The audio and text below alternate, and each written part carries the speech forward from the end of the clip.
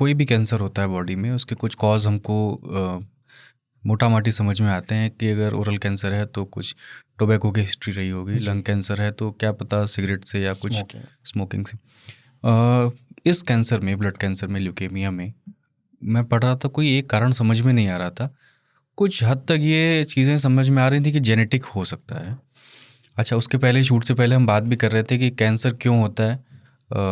इसके पीछे एक मैं पढ़ रहा था कि आपको अनलकी, जो हम बात कर रहे थे कि आप अगर अनलकी हैं तो आपको हो सकता है कैंसर। तो इस ब्लड कैंसर में, ल्यूकेमिया में, हम कैसे, क्या कॉज समझ सकते हैं कि क्यों होता है, और क्या ये खान पान, जीवन शैली से जुड़ा हुआ होता है कॉज इसका? सो अनलाइक जो हम ज़्यादातर सॉलिड कैंसर से बात करें, जैसे सॉलिड का मतलब जो ऑर्गन स्पेसिफिक लंग कैंसर, आप अभी पूछ रहे थे कि लंग कैंसर की सर्टेन स्पेसिफिक रिस्क फैक्टर्स है, जैसे स्मोकिंग से लेके, एयर पोल्यूशन से लेके, जो सर्टेन इनहेलेशन से लेके, ओरल कैविटी में हम आमतौर पर टोबैको च्यूइंग, गुटखा, इस टाइप की जो यूसेज की वजह से रिस्क बढ़ जाती है। लिवर कैंसर में अल्कोहल जो है लिवर कैंसर के लिए काफ़ी रिस्क फैक्टर बन जाती है।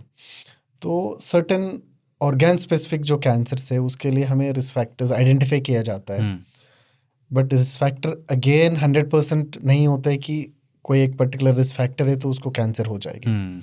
एट द सेम टाइम जिसको कोई भी रिस्क फैक्टर के एक्सपोजर नहीं है उनको भी कैंसर हो सकती है।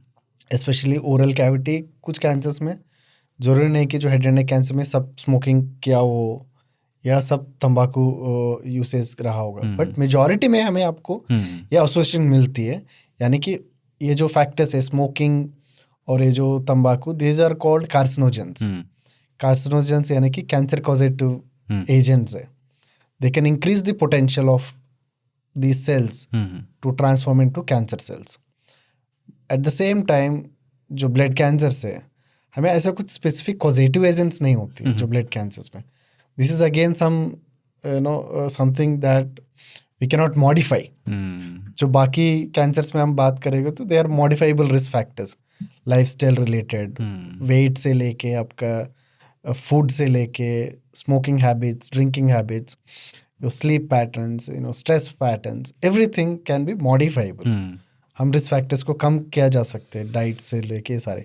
बट अनफॉर्चुनेटली जब ब्लड कैंसर्स की हम बात करते हैं, there is no modifiable, majority of them are very very random mutations.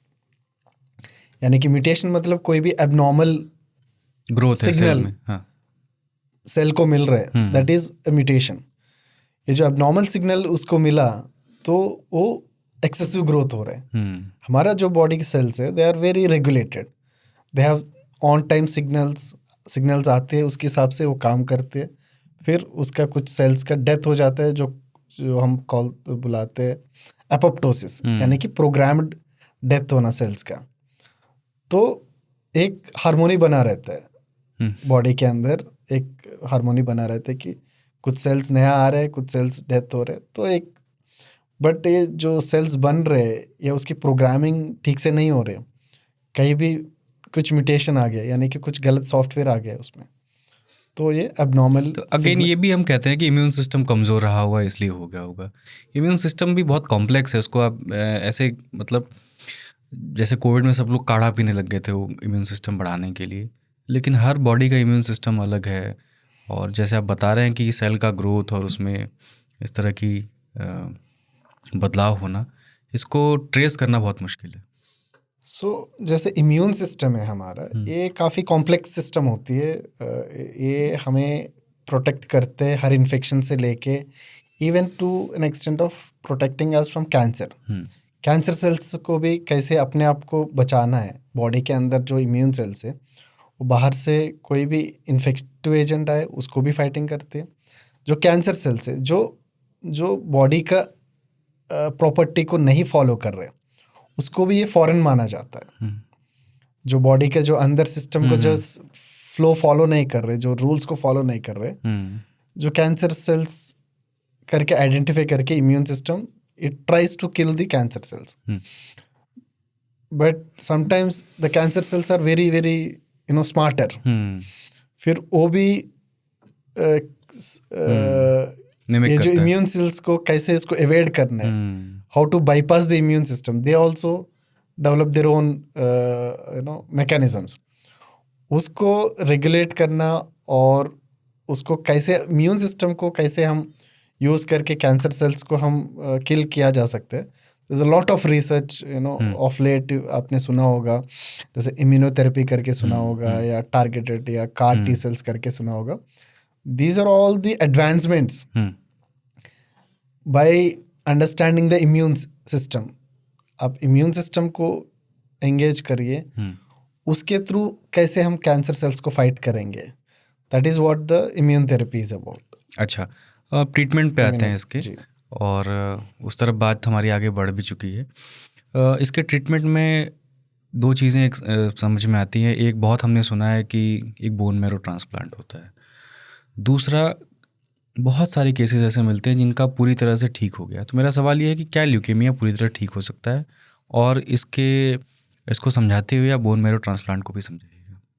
ठीक है. तो ज़्यादातर ल्यूकीमियाज जो है, स्पेशली एक्यूट ल्यूकीमियाज है, they are very much treatable. सारी को ट्रीटमेंट किया जा सकता है. कुछ कंडीशंस बहुत सीरियस कंडीशन में है, यानी कि एज बहुत एडवांस्ड एज में है या फिज़िकल कंडीशन फिटनेस नहीं है, तो उन केसेस में हमें क्यूरेटिव ट्रीटमेंट नहीं दे सकते. उनको हम पैलिएटिव ट्रीटमेंट यानी कि लाइफ प्रोलॉन्गेशन करने का, इन्फेक्शन को ट्रीटमेंट करने का प्रयास दिया जाता है. बट अगर पेशेंट फिट है और इनकी ऑर्गन फंक्शंस यानी कि और कोई बीमारी नहीं है उनको और फिटनेस अच्छी है, तो हम उसको क्यूरेटिव ट्रीटमेंट दिया जाता है. Attempt is to cure most of the patients.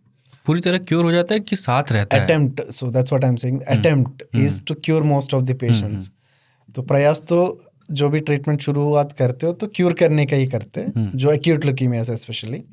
But अभी भी with all the available treatment with us, we are able to treat close to 40-50% cases who are intended to treat. यानी कि हम 100 patients को curative intent से treat कर रहे हैं. बाकी जो इन्होंने बताया पैलिएटिव इंटेंट होता है, जिसका फिटनेस नहीं है या ये बहुत सीरियस कंडीशन में, जिसको हम नहीं दे सकते क्यूरेटिव इंटेंट वाला ट्रीटमेंट. उसको छोड़ के जो क्यूरेटिव इंटेंट से हम जो ट्रीट करते हैं, उसमें से क्लोज टू 40-50% आर क्यूरेटिव. अच्छा. बाकी हम बोलते रिलैप्स कर जाते हैं इनिशियल रिस्पॉन्स आने के बाद, या रिस्पॉन्ड नहीं करते. तो so there is a large vacuum still to treat those many patients. So with all the available current treatment, current technology and everything, we are still able to treat around. तो bone marrow transplant को भी समझाइएगा कि तो इसकी success rate कितना है, ये भी बताइएगा. जी. So bone marrow transplant is again एक मोडालिटी है ट्रीटमेंट का, ब्लड कैंसर ट्रीटमेंट करने का. जैसे कीमोथेरेपी होती है, शुरुआत में हर पेशेंट को जैसे इनिशियल स्टेज में कीमोथेरेपी दिया जाता है. कीमोथेरेपी से हमें जो सेल्स है, जो ट्यूमर सेल्स है, जो कैंसर सेल्स है, उसको कम किया जाता है और एक कंडीशन में लेकर आएंगे जो बोलते हैं रेमिशन कंडीशन में लेकर आएंगे. रेमिशन कंडीशन मतलब बॉडी के अंदर 1% से बिलो कैंसर सेल्स है, जो ब्लड कैंसर सेल्स पहले जो है एक थ्रेशोल्ड के नीचे लेकर आएंगे, जिसको हम बोलते हैं रेमिशन स्टेटस. यानी कि उस लेवल पे है तो एटलीस्ट एक कंडीशन अच्छी है, रेमिशन में है, बीमारी कंट्रोल में है. रिस्क ये होता है कि फिर ये वापस आने का चांस रहता है. एक बार कंडीशन कंट्रोल में आ गया, फिर वापस आने का रिस्क रहता है. इस कंडीशन के लिए बोन मैरो यूज़ किया जाता है. यानी कि आपको एक रेमिशन अच्छी लेवल पे आ गया, उसको कंसोलिडेट करने के लिए, यानी कि उसको वापस यानी कि रिलैप्स होने का रिस्क को कम करने के लिए बोन मैरो ट्रांसप्लांट एक ऐसा मोडालिटी है ट्रीटमेंट में. इसमें बोन मैरो यानी कि ल्यूकीमियास में ज़्यादातर यूज़ होती है, लिम्फोमास में यूज़ करते, माइलोमास में यूज़ करते. ये जो सारी ट्रीटमेंट का पर्पस होता है कि आपकी जो थ्रेशहोल्ड है वापस रिस्क रिलैप्स यानी कि रिलैप्स होने का रिस्क को कम करने का.